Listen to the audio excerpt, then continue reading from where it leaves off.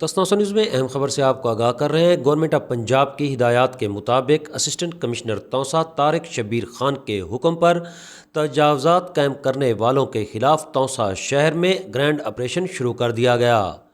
اہم خبر سے آپ کو آگاہ کر رہے ہیں۔ پنجاب حکومت کی ہدایات کے مطابق اسسٹنٹ کمشنر توسا کے حکم پر تجاوزات کے خلاف آپریشن شروع کر دیا گیا ہے۔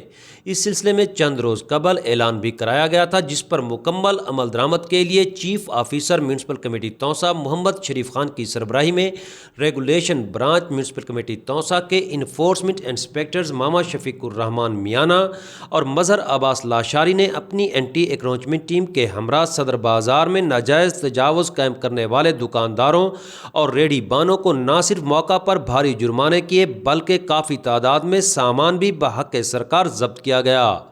اس موقع پر انفورسمنٹ انسپیکٹر ماما شفیق الرحمان میانہ نے توسا نیوز سے گفتگو کرتے ہوئے کہا کہ ہم اپنے افسران بالا کے حکم پر بلا تفریق تجاوز قائم کرنے والوں کے خلاف قانونی کارروائیاں روزانہ کی بنیاد پر جاری رکھیں گے۔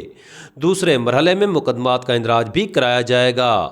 انہوں نے کہا توسا شہر کو تجاوزات سے پاک کر کے ہی دم لیں گے۔ اس موقع پر شہریوں نے ریگولیشن برانچ میونسپل کمیٹی توسا کی اس قانونی کارروائی کو خوب سراہتے ہوئے کہا کہ روڈ کھلے ہو گئے ہیں، جس سے ٹریفک کی آمد و رفت میں اور پیدل چلنے والوں کے لیے آسانی پیدا ہو گئی ہے۔